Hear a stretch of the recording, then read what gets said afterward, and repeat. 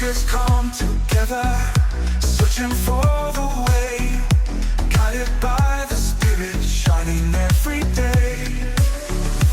Voices call from Zion, beckoning the pure, gathering the faithful where the truth is sure.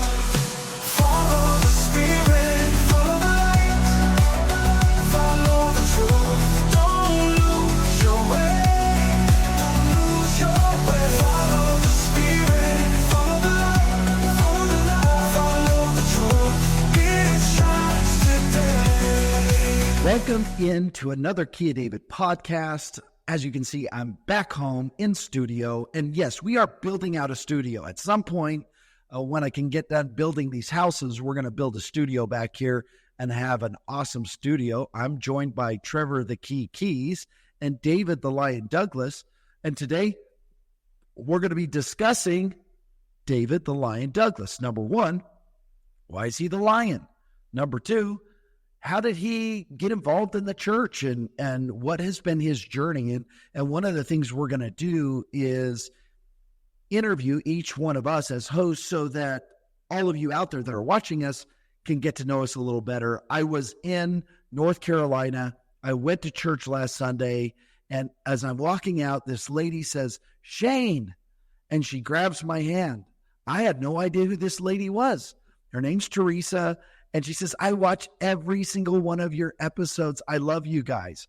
And so it's cool that, while the channel's only, almost 100 days old now, we are impacting people from across the country and to some degree across the globe. And that's really cool. This is a really fun way for us to do missionary work and guide people, back to Christ. So in doing this, I want people to understand who we are and how we came together.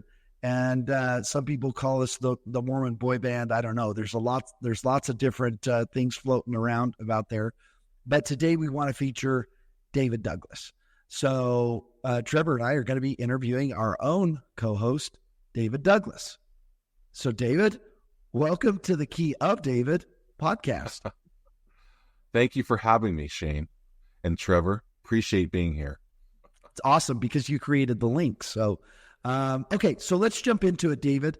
Tell us a little bit, as we get into your conversion story, let's start kind of what your origin story is. Like, where'd you grow up? Tell us a little bit about your family. Yeah.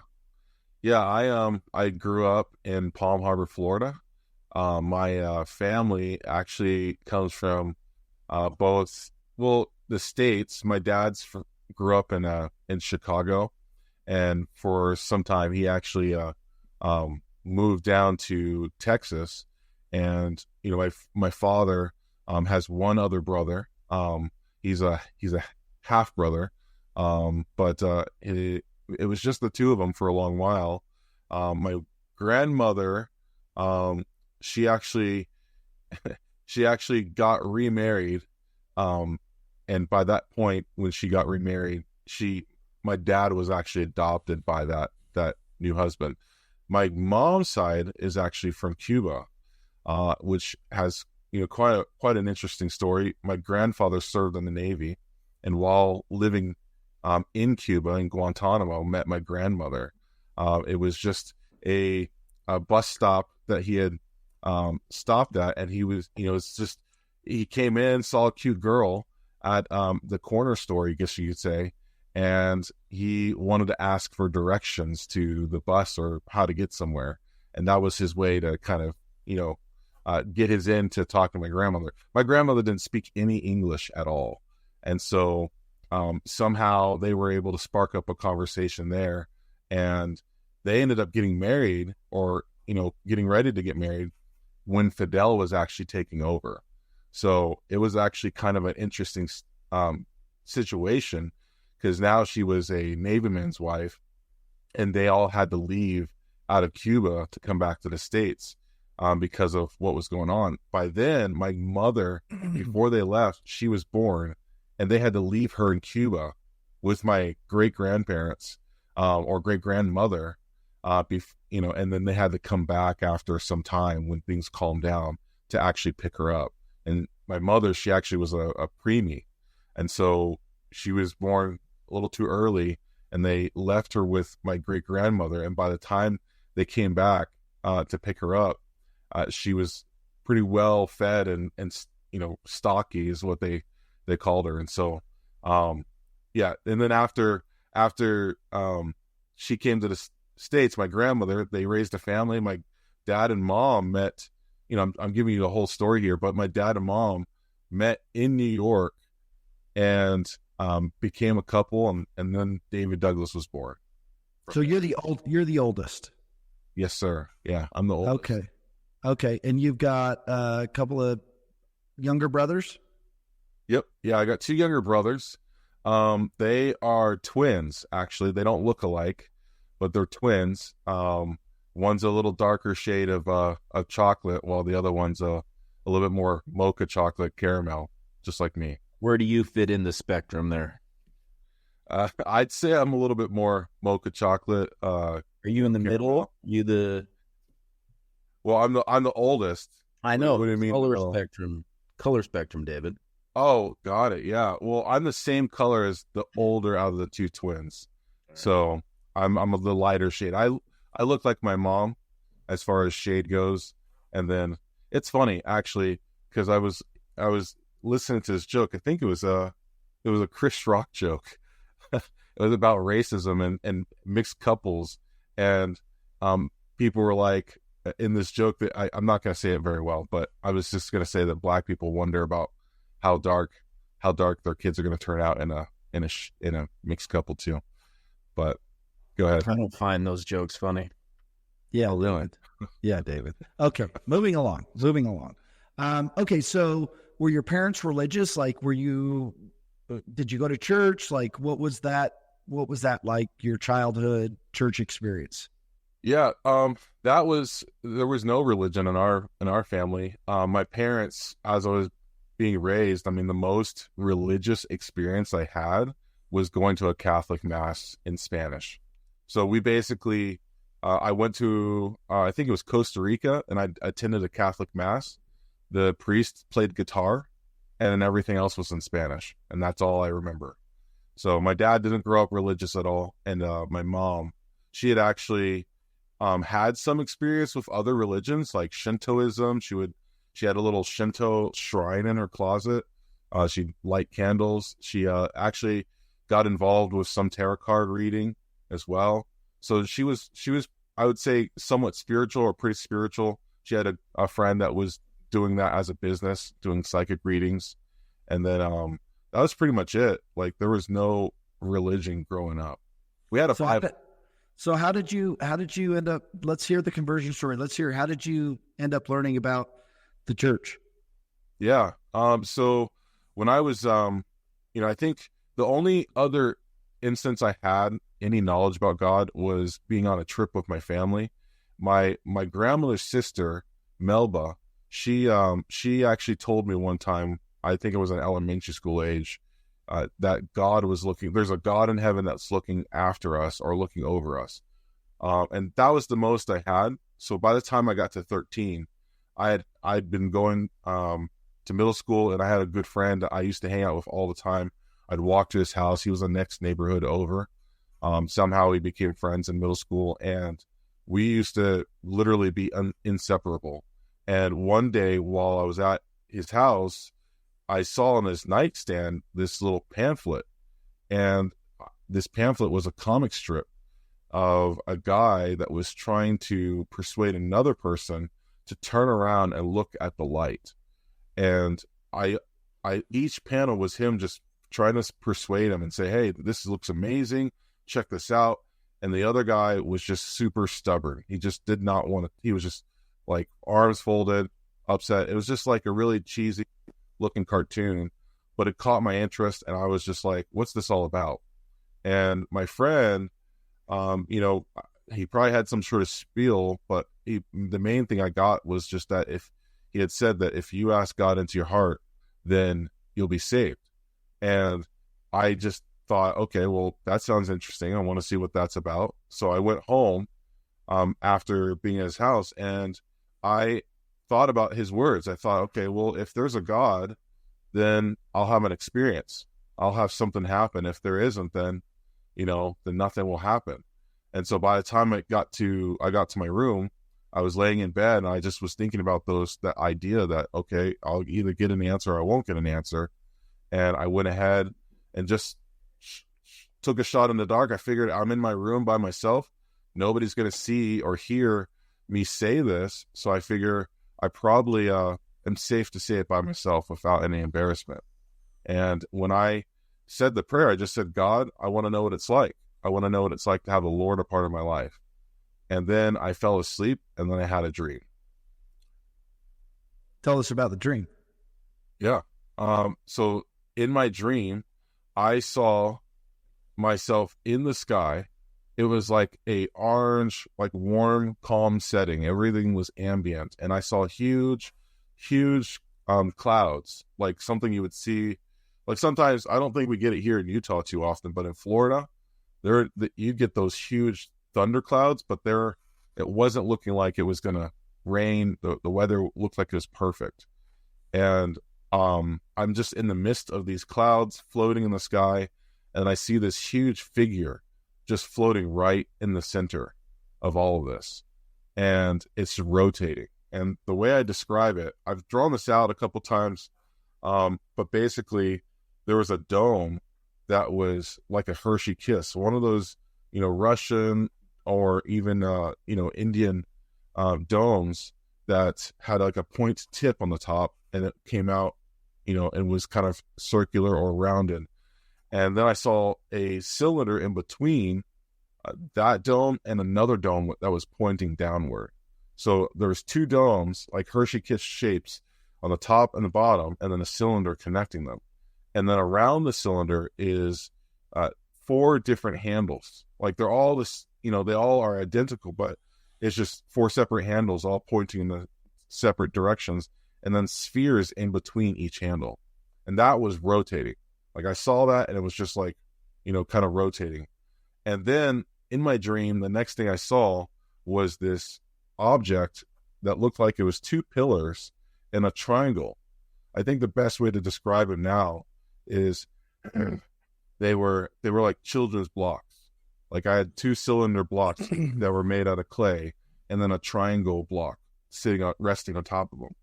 And after I saw that, then I saw it orbiting around this huge figure I just described.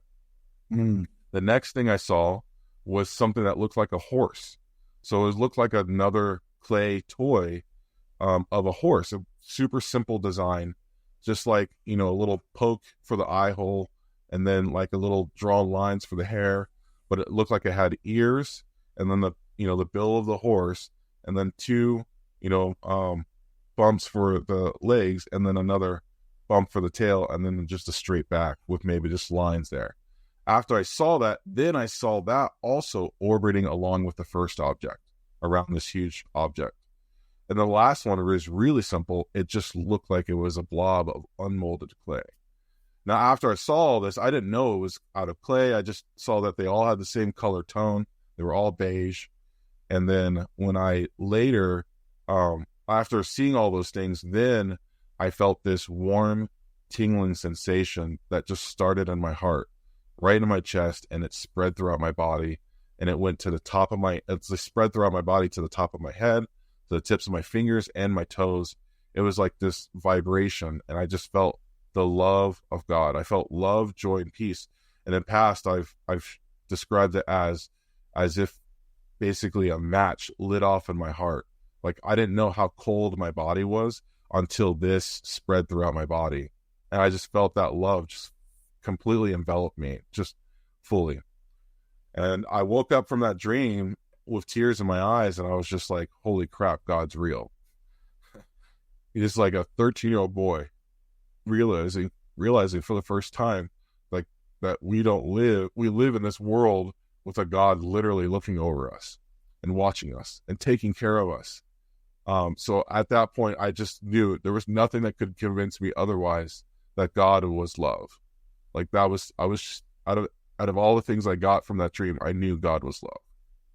So that's kind of how all that started. After I knew, and had that experience, I was like, okay, now I'm on the search. I want to understand why we're here, literally like a church commercial, like where we come from, why we're here, where we're going. I was literally on the search for those 3 answers. And so after some time, I had another experience that was like that, where I this was the only other time I felt the Spirit as strongly as my brothers and I somehow got tickets to Titanic. And the reason why I think that that's kind of odd is because they were checking people at the door and they just let us go in. And, that's kind of an adult movie. I don't remember what it was rated at the time, but I just remember watching the scene in that movie. We watched the whole movie. It was very immersive.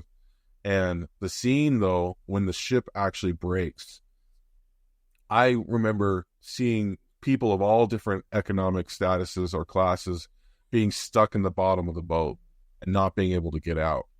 And some of them were Africans, looking for an opportunity, new experience. And what ended up happening is a lot of those people died. And for me, it was just really difficult to see that. People that, I would say looked like me and that, just had misfortune along with a bunch of other people that had misfortune. And when I was just bawling and crying in that movie theater, I felt that warm tingling sensation literally come over my back and around the back of my neck, as if I was being wrapped up in a blanket. And so I imagine someone on the other side was just, covering me with love. And at some point, in the future, I'll probably find out who that is. But yeah, I just remember that being a powerful experience, knowing that reassurance that God still is looking after me. And, even though I had my dream, there's still some connection. So later, when I on a family trip to California to visit my grandfather, we were at his condo, and he has a pool area in his condo. My brothers and I decided to go to the pool that day. My mom, probably spending some time with her dad, and there's this kid, this college kid at the pool there with us. And I think something told me, I think it was mainly because I saw a cross necklace around his neck, and I thought, okay, this guy's a Christian. Maybe I can tell him about my dream and see if he can help me interpret it, just to see if he can tell me anything about it. And so I think we got to talking, and I told him about my dream, and this was the first time that I had learned anything about the Bible. Is he had said, after describing everything in my dream, it reminded him about how God is the pot maker and we're the clay. And when he had said that, I was just completely floored. I just whoa, are you serious? So my dream was of clay objects. And that last thing that I said that was a blob, it was a blob of unmolded clay. And so I realized at that point, whoa, so I am the clay in that dream, and God can mold me into becoming something as great as what I saw us orbiting, or those other objects. So I think that was probably the first instance I had of some eternal progression, or some progression, some ability to become like God, or at least that I have a relation with God, because the big object was made out of clay, and then I myself, or at least the blob, was made out of clay as well. In fact, I think I have I drew this out on a sheet of paper. I've been going to the temple as a temple worker, and I've been trying to take notes. And so this is a super simple version of what I saw in my dream. And so here is the actual object that I saw. That's totally like those Russian cathedrals. That's, yeah. Yeah, so and it felt like I could have held it by the handle, and it almost as if it was a pitcher, something that I could pour water or some sort of drink with it.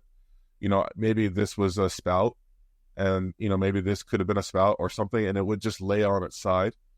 I'm not sure, but I that was one thing about it. This is the other objects here, so you can kind of see how simple the horse is. and then this is this unmolded clay. That's a horse. So yeah, it's supposed to be a horse, but that's how I saw him in the dream. Maybe I drew it poorly, but the ears would have been maybe pushed up a little bit closer to the head, giving some more room for the back. Maybe it looks like an anteater. I don't know. but to me, I recognized it as a horse. I was just like, okay, that's a horse. Yeah. So after hearing that from this college, because I'm like, whoa, like, so there is something to this. Then I started having thoughts like, maybe I'll start a church. I'll start a Christian Science church. And I was completely ignorant. I was probably 14, just not knowing the world and still not having any Christian experience. It wasn't until I got to high school that I was like, okay, well, there was a friend of mine who had, her sister had a friend that invited them to church, and they didn't want to go. And so they thought, hey, let's invite David. And so they invited me, and I just was like, whatever, sure. I'm down for whatever. And it was out in Dade City. So we would drive all the way from Palm Harbor or Tarpon Springs, which is right next to, it's all, Pinellas County area. And we would drive past Tampa. We would drive all the way out into pretty much the center of Florida up to Dade City. And I would go to church every Sunday. And then I started going also on youth group. So youth group was when I started going first, and then I started going Sundays. And so it was just a long trip, nice conversations in the car, and building friendships. When I first went, people were really interested in me, and it was really nice. I felt very welcomed. After some time, I started asking questions to the religious leader, the youth group pastor, and I just was curious about, like, okay, where's Noah's Ark today? What about this in the Bible? I was starting to try and read the Bible, and I wasn't getting very far. I didn't understand it. There wasn't any kind of program or aspect of it. There was no real initiative for youth to understand the Bible. They would share scriptures at church, but I could see, looking back, that was probably the only church experience that kids would have during that week, and maybe families would have. I don't know. One day, I just felt like some of the questions I would ask, I wouldn't really get a lot of answers for. I'd ask, hey, what's this in the Bible? And there was no direction as well. Like, oh yeah, you can go to this chapter or this book, or this is where you can find that answer. None of that was my experience going to church. And one day I was going to church on Sunday, and I was just like, there's people that are members in this church, people in this congregation. And I thought, I could become a member. And that's when I kind of realized, what? I'm not, I don't think this is for me. I'm not going to go through the effort, because I felt like something was missing. I could tell something was missing. And so, eventually there was one Wednesday night youth group where they invited all the kids to be saved, to come up and say a prayer and offer their lives to Christ. And I thought, I had my dream years ago. I probably don't need to do this prayer again, but I think I'm going to take the opportunity and say a prayer and give more devotion to God. So that's what my attitude was. So I knelt down while everybody was up around the pulpit in this youth group meeting room. I knelt down at my chair, and I said this prayer. I said, God, I want to be where you want me to be. And I don't know what else I said in the prayer, but that was the main attitude of the prayer. Eventually, I get invited by my same friend that had the Christian pamphlet, Andrew, his name was, and he had actually had his church planning to go to this youth event called Acquire the Fire. And this Acquire the Fire is like a EFY for Latter-day Saints, but for mainstream Christians.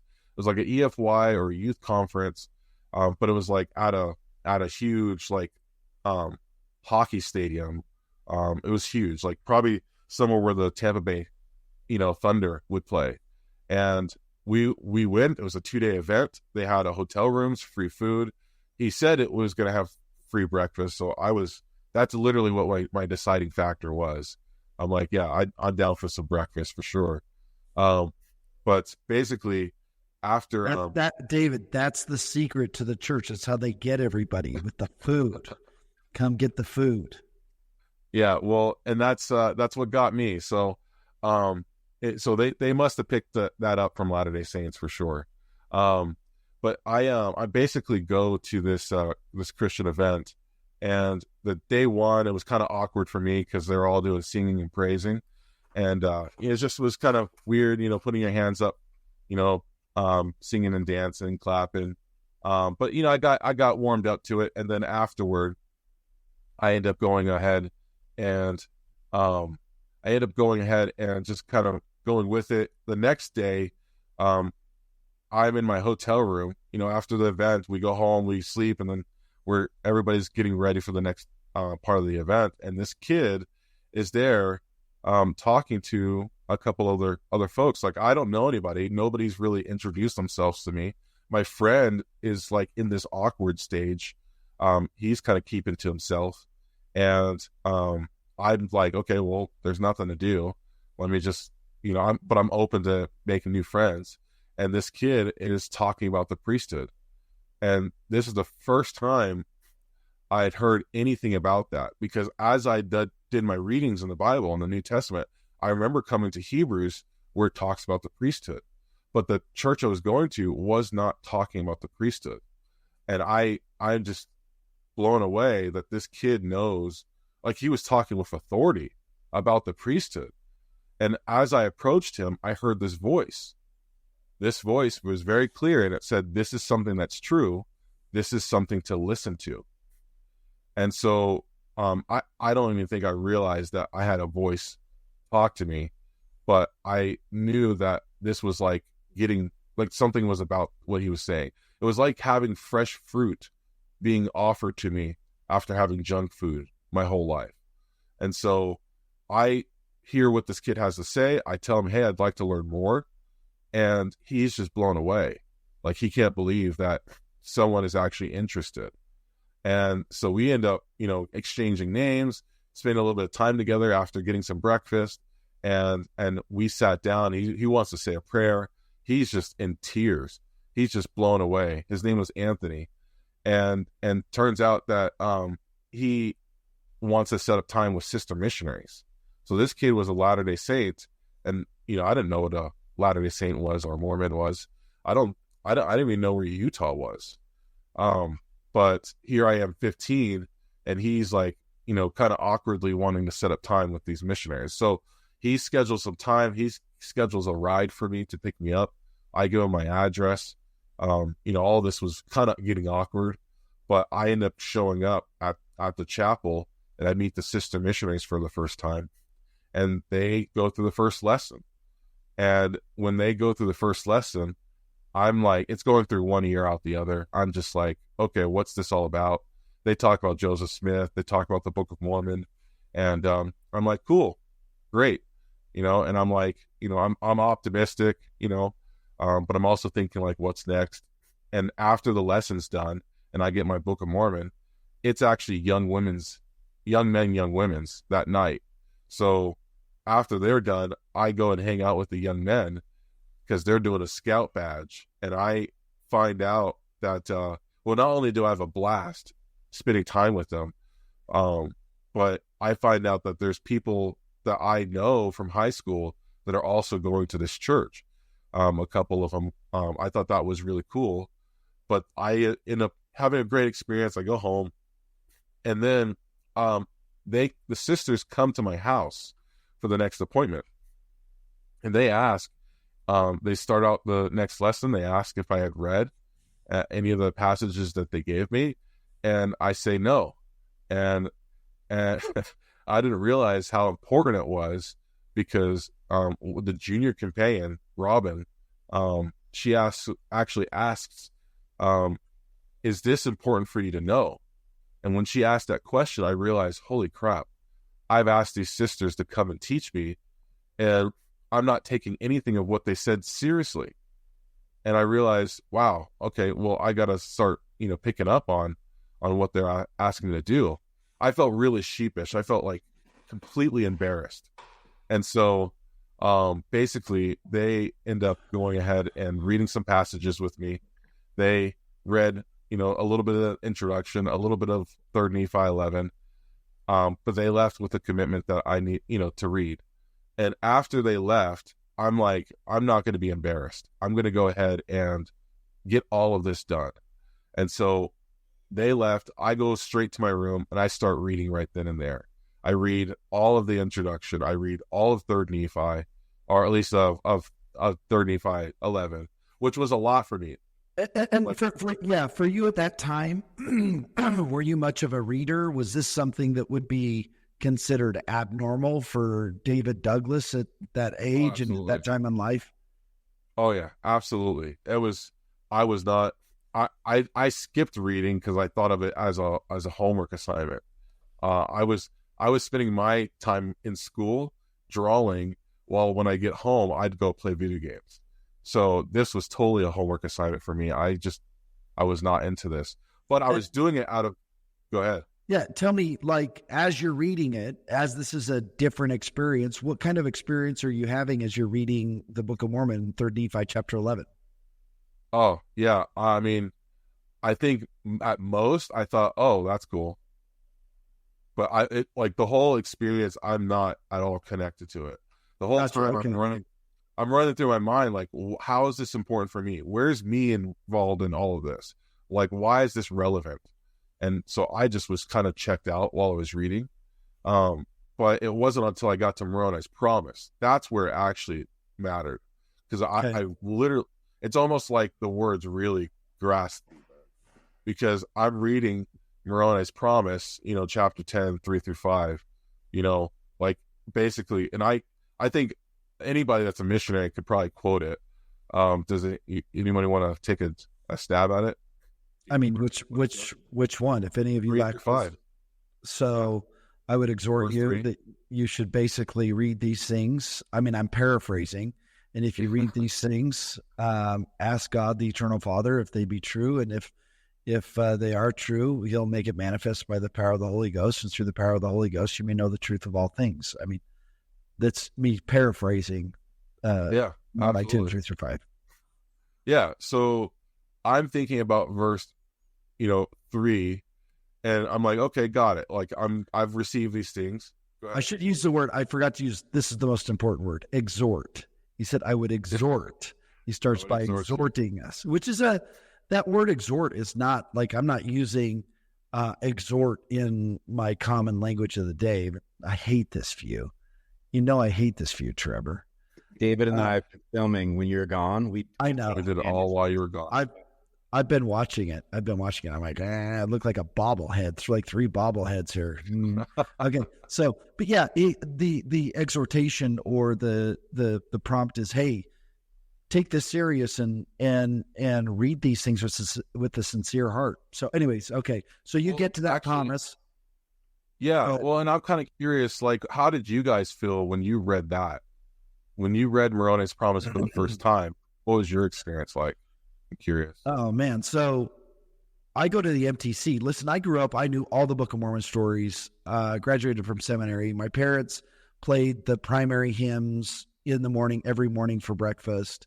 Like, I was indoctrinated. Like, I knew it. I knew, but I didn't know if it was true. I just, listen, when I was 14 years old, it was the first time I realized that there were other churches. Like, I didn't know that there were other churches around. I'm like, what? There's other churches? Why? It doesn't make any sense. So for me, it was just like I just always thought it must be true. This is what I've grown up with. It wasn't until I got to the MTC and actually took it serious to not, I'd read through the Book of Mormon with my family. I'd never on my own time taken the time to read the Book of Mormon. And so I get to the MTC and I'm like, I think this is true, but I better find out if this is actually true.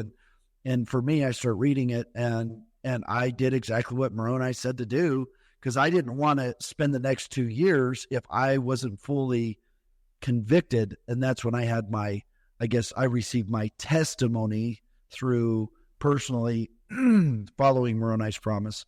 And at that point I knew the Book of Mormon was true. I remember writing a letter to my parents and I'm like, why didn't you guys tell me this is so freaking true?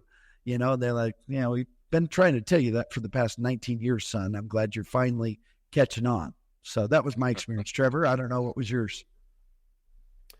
Mine was in the MTC too. Yeah, but I don't remember reading Moroni's Promise as my experience of finding out. I mean, I was so, similar to Shane, indoctrinated, brainwashed, whatever you want to call it, from my parents. But when I got into the MTC, listen, look, I was kicked out of seminary.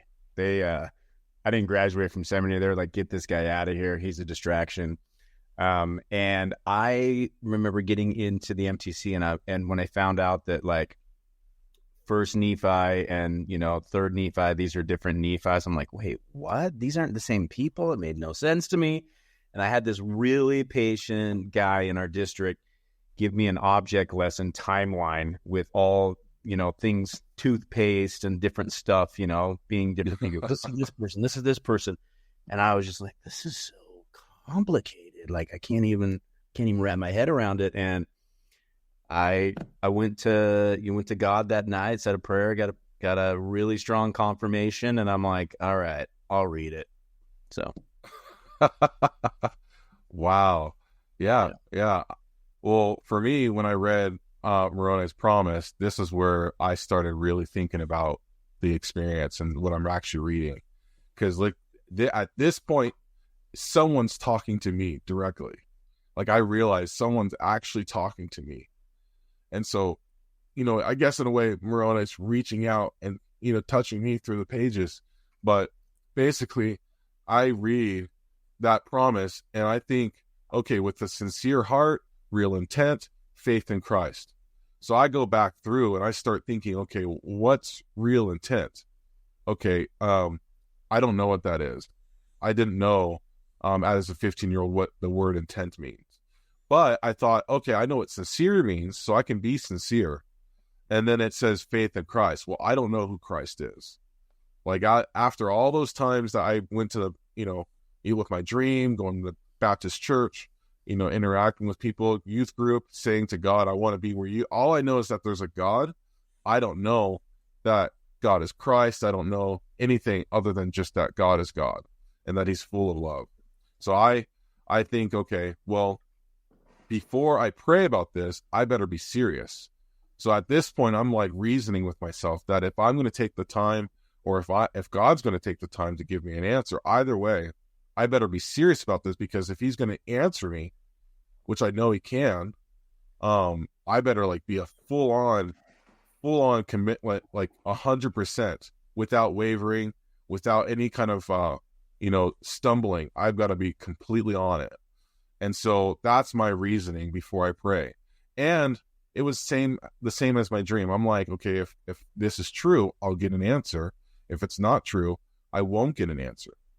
And so I go ahead and I'm sitting next to my desk on like a little chair, a stool, and on the side of my desk, I've clasped my hands together. And now the sisters had taught me how to pray. I didn't have any sort of structure with prayer. I liked their structure, and I figured I'd try it their way. And I said, Heavenly Father, is the Book of Mormon true? And as soon as I finished with the word true, I felt that same warm, tingling sensation start in my chest, slowly go throughout my body, tips of my fingers, tops of my head, and tips of my toes. And I feel that same love, joy, and peace. I look at my arms. It's like slow motion. I'm like, where's the goosebumps? How can I prove that this is not actually happening? And I see no goosebumps. I feel the fire, my body's just lit up. And I'm just like, whoa. I'm in my room. There's nobody here. My brothers don't even know what's happening. My mom, I don't know. I'm having this experience by myself. The sisters have left. There's clearly no witchcraft going on. Like I literally thought, okay, there's no witchcraft here. And I'm having this real experience. And I now know that God knows that I'm having this experience, and I know it's real. I think that the best way I could describe it is like Joseph, is I knew that God knew it, and I couldn't deny it. And so from there, I'm just like, wow, Like, this is legit real. So then I end up going ahead, and the sisters come back, and I it's just crazy because like I tell them that I know it's true, and that I have to go back and ask them. I remember texting them recently, and I think that I don't know if they were kind of downplaying it, but I'm sure that they were pretty excited because I was their first in that area. Like there was a new chapel. I was probably they I don't know if they've been having that much success, but I was probably the first out of their companionship. And then my friend, the same friend that got me the pamphlet, got me at that Christian event.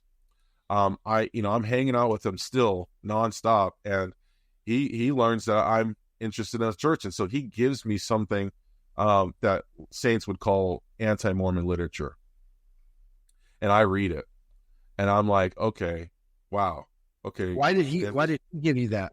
Because was he not in the church anymore or something? Well, he was a Latter-day Saint. It wasn't Anthony. Okay. It was Okay. Gotcha. Yeah. Anthony was the one who introduced me. He was the one talking about the priesthood. It was Andrew that invited me to It was the different friend that was part of the Christian church. So he gave you some anti-Mormon literature. Gotcha. I track. Yeah. Okay. Yeah. So Andrew helped me start on my path, but now Andrew was trying to get me off this path. Looking out for me. I think his mom, was really against the church. I'm not sure, but they talk about whatever they talk about at their So what do you think? What did you read the anti-Mormon literature, or how did that experience go? I don't remember all of it. I just remember it was like a bunch of notes, like bunch of different things about the church and its history. And I remember feeling like my hope was destroyed. Like I specifically remember that feeling, like literally I thought the words, "It was too good to be true." Like somewhere along that line, I got that phrase and I associated it with what I was learning about the church, because here I felt this incredible experience and I was like, wow, yeah. So it was like, probably some spirit trying to get me to adopt. Isn't that interesting that as soon as you have one of these powerful experiences, how the adversary then comes in to try to destroy that? And to Absolutely. me, that's just how I witness truth. I'm like, okay, if I get any kind of negative thing that follows some truth experience I've had, that's to me an indication that whatever just happened was absolutely true. So when you're playing chess with the adversary, that's one of his techniques. And once he knows that you know that, he changes up his technique on you. Yeah, well, and it did change actually quite a bit. Because after I met with the sisters, like I took it to sisters, and I'm like, Ustavine and Anderson. I took it both to them, and I'm like, what's this? And they explain anti-Mormon literature that, yeah, the adversary wants to destroy the church and get people their path. And that's all it took for me. Like, I was a really simple convert. Like, after they told me that, I didn't have any doubt because the experience I had was so real. I mean, my dream and then this moment, like, they were true anchors for me. Two true anchors.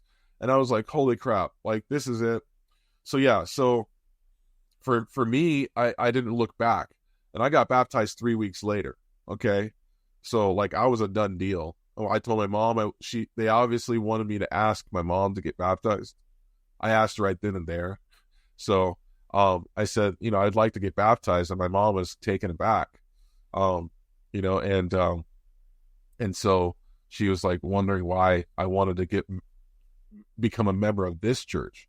And but she didn't at all resist it. She wanted to support it. I didn't know that until later. Yeah, my mom was an amazing person. Later, I ended up setting my date.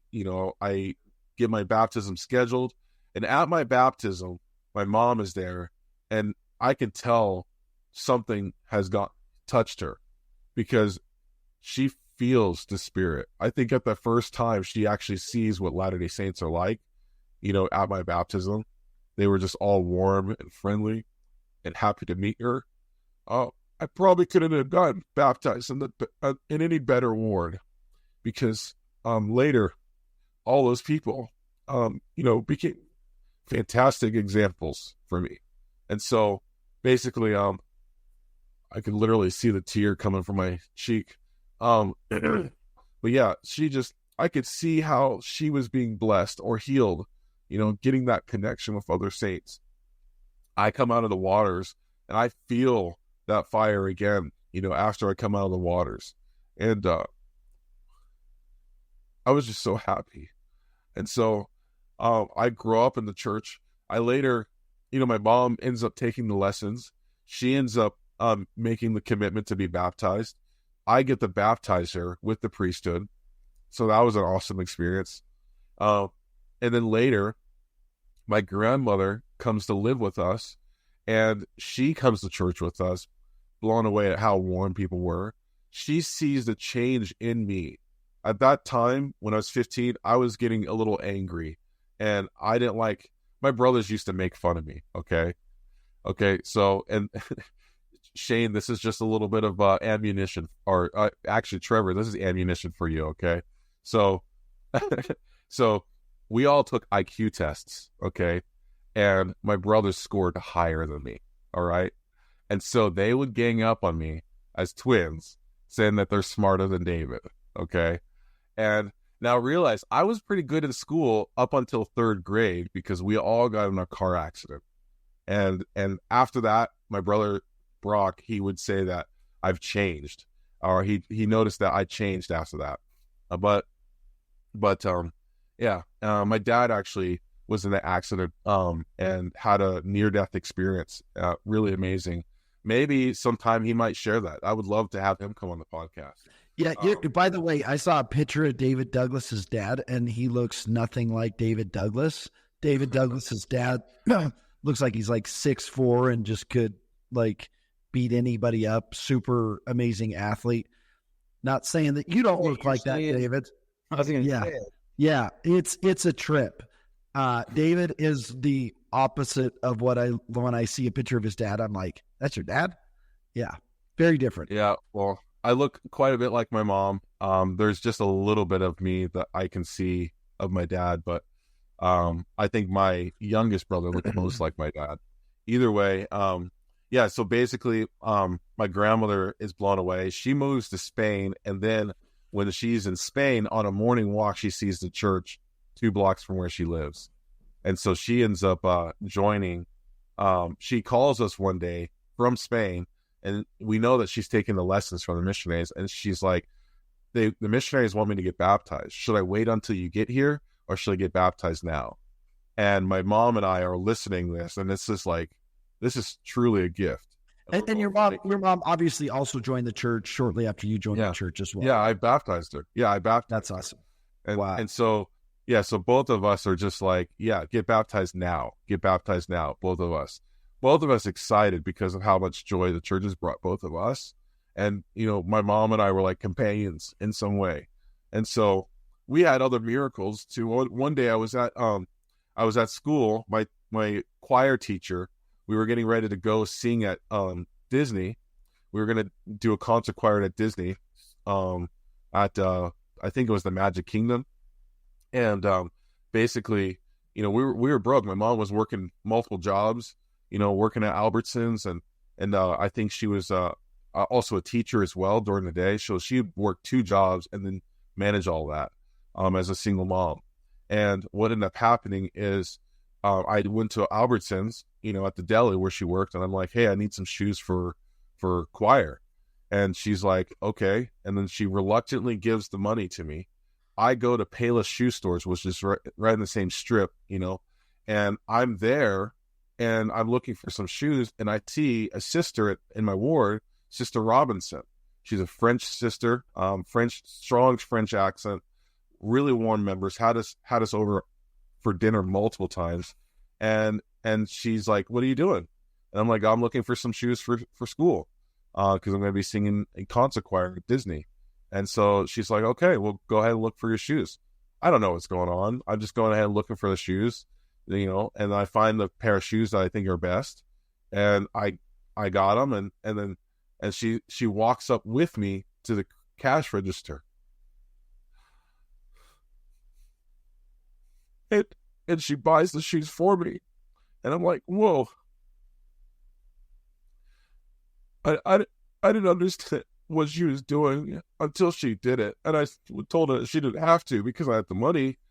And she said, something told me that I needed to go into Payless shoe stores. And so she goes into Payless shoe store and sees me. And so I got my shoes, and then I go back to my mom. And I hand her back the money. And she's like, what happened? You know, I gave you the money. What did something wrong happen? And I explained. I think, you know, it's interesting because I think for viewers probably to understand, this was me experiencing for the first time someone being prompted by the Spirit and following that prompting.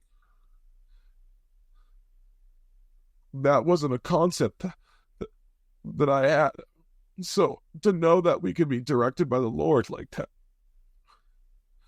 Sorry, I'm getting really emotional because You're good. You're good because it's good because I want to actually fast forward to something that happened to you last Sunday along these exact same lines. And for those of you who don't know, David Douglas has 5 kids and a wife, and has had his own personal challenges, you know, with work and career and job. And what we've done, Trevor and I, has been tried, you know, our goal was, let's make Zion Media a profitable channel. Trevor doesn't need the money. I don't need the money, but David does. And so let's see if we can turn this channel into a profit center that could pay David Douglas.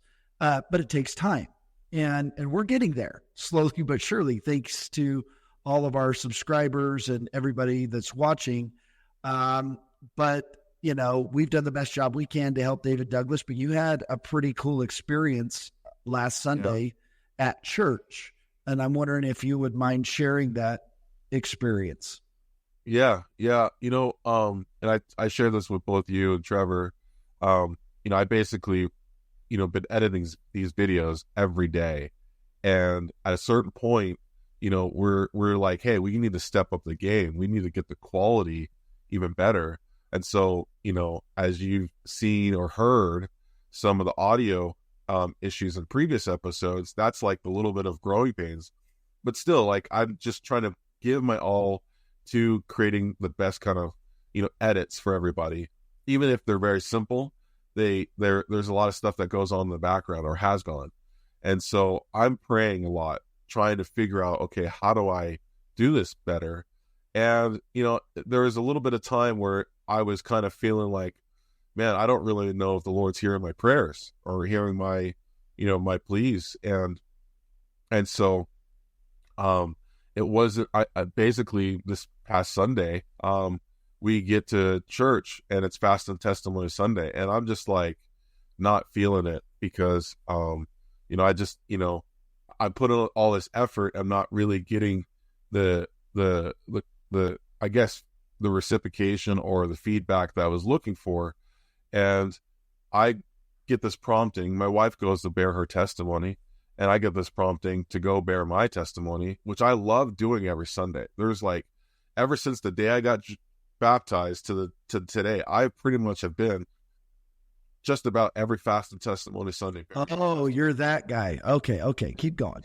I don't go overtime or ruin the meeting, but yeah, I have this prompting and I'm like, okay, well, what am I supposed to say it about? Because I have nothing. And then the Spirit literally gives me what to say. And so I'm like, okay, I'm going to go and be obedient. And so I go up and I give my testimony and I come back down. And after we break from sacrament to, you know, Sunday school, this member who also went up to bear his testimony comes up in the pew right behind us, sits down, wraps us both, my wife and I, in his arms, and he says that he loves me and loves both of us. He loves the Douglases. And he says that, you remember how Brother Hilton said that we need to follow promptings. He talked about promptings because there was, one of our counselors that talked about promptings and following them. And we're both like, yeah. Well, he takes his hand and he slips it into my pocket of my shirt, and I get one glimpse of it, and it's green, and then he says he loves us, and he gives me a kiss on the cheek, and then he leaves. And I didn't check it, but I knew, like, that was what I was looking for. I wasn't looking for what he put in my pocket, but I was looking for something, and that was just a little hint that the Lord's listening. And I've gotten my own way to how to recognize or sense, and hear the Spirit. It's come in many ways for me. But I later checked that, it was a $500, that he had given to me. And he had shared that he's not looking for praise, but I do have to share that, but I won't reveal who he is. But he shared that he had gotten a bonus from work, and he was looking to give it to his daughter who went on her mission to Japan. But then he still had extra, and I guess he just had it in his wallet and got the prompting. And so he gave it. And so it's just, a lot of experiences like that, Shane. Yeah, that's awesome. Well, we're grateful to have you doing all the work you're doing here. I know, listen, when I'm out working my normal job, my messages are just blown up by the end of the day on the chat that we have on our Kia David group chat. And I know there's a lot that goes into this. I don't think that people understand how much goes into creating content that's consumable and producing 100 videos in 100 days. And these aren't like 100 shorts. These are 100 long form videos. We're coming up on our 100th day here in about 6 days. It's been an amazing journey. I love that I can see a path and I see a way, especially with the help of our viewership, our subscribers, our fans. I can see a way where this can be something that David Douglas can do to provide an income for his family. I see it. I can map it just like a business. And so I just want a huge shout out to all of the people that support us, that watch these videos, that comment, that participate with us. I mean, I love our premieres because I see people like HR and Bingo and Hank and just a whole group of people. Trevor, is her Christmas Girl's her name. Anybody I'm leaving off here, but it's just cool. Every single day at 6 o'clock. Janelle, yeah, I know I can see, I can go on our channel and we're creating this cool community of Zion.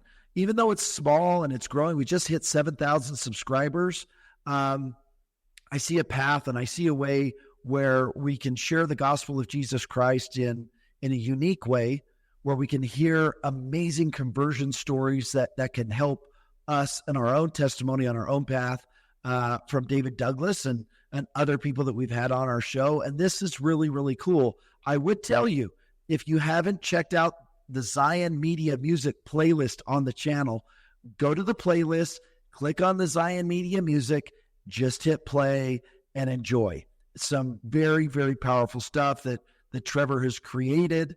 And I'll tell you this, you ask why is it the David the Lion Douglas? If you haven't heard me say it before, his middle name is Leon, and he was born on the first day or second day of Leo. I can't remember. So Leon, if you look up the first day, if you look up Leon, it actually means lion. That's his middle name. And he's born on the first day of Leo. Now I'm an old lion. He's a young lion. I'm born on pretty much the last day of Leo, which I think is kind of cool. And then, as you can see, Trevor's got a key by his name. He's the key. He's the one that makes this whole thing happen. He keeps us organized. He keeps us structured. He's an operational wizard. He's like pretty much the smartest guy I know. He knows so much about so many things. And I don't just say this to earn brownie points with Trevor. Literally, he knows a lot about everything. And so really grateful that we have this show, that we had each other, and that we can create such interesting content. It's been an amazing ride. and it's only getting better because in, I think it's 2 weeks, we go on the road. So the Key of David podcast, it's the road. The Zion Media team, it's the road. And we are driving to Fond du Lac, Wisconsin, where we'll be streaming live the event. So tune in. Trevor, what are the dates? The 20th, 21st of September? Yes. And we'll be live streaming the entire event, doing interviews. And I promise you, the trip out there will be absolutely entertaining. We're caravanning. I think we got some other people coming out there with us, so we're taking a couple cars out there. But it is going to be a ride, to say the least. So make sure you mark your calendars, the 20th and 21st. Stay tuned to our channel. We'll be doing tons of live things. David, thank you so much for sharing your conversion story. Thank you for all the work that you do. And listen, just so all of you guys know, if you super chat anything, and we need to do some lives, if you super chat anything, we don't do the, hey, Venmo us here, or Cash App us here, or anything like that. Maybe we should. But all of the proceeds that come from this channel go to the Douglas family to help support them so he can turn this hobby into a living. So, Trevor, any final thoughts as we wrap up? Love you, David. Yeah. David, thanks for sharing your story. For myself, I'm Shane Baldwin. Thanks for tuning in to another Key of David podcast. For David Douglas, who is also our guest today, we love you, man. We appreciate all that you do. I know our fans appreciate all that you do, and we'll see you guys next time.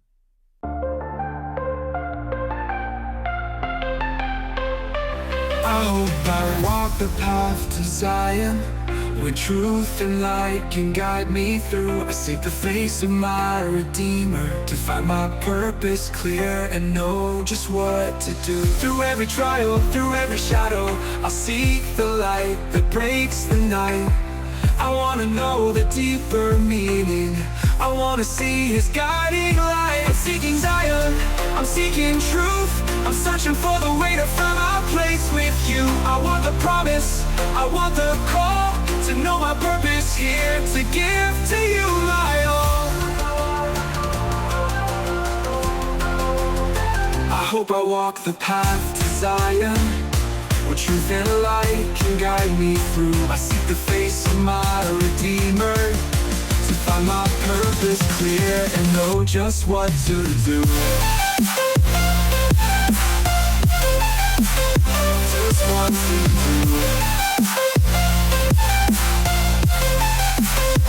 Through every trial, through every shadow, I'll seek the light that breaks the night. I want to know the deeper meaning. I want to see His guiding light. I'm seeking Zion, I'm seeking truth. I'm searching for the way to find my place with you. I want the promise, I want the call, to know my purpose here, to give to you my all. I hope to hear the words unspoken, the small voice that stirs my soul. I long to see the heavens open, to know my purpose here, to give to you my all. To you my all, to you my all, to you my all. I hope to hear the words unspoken, it's the small voice that stirs my soul. I long to see the heavens open, to know my purpose here, to give to you my all.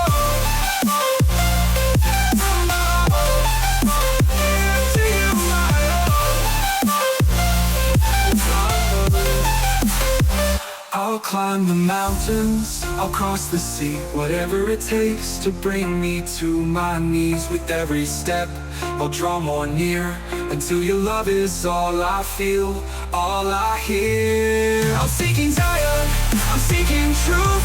I'm searching for the way to find my place with you. I want the promise, I want the call, to know my purpose here, to give to you my all. I'll go back to Zion, across the sea your face someday. To walk beside you in your kingdom, to know your love will guide my way.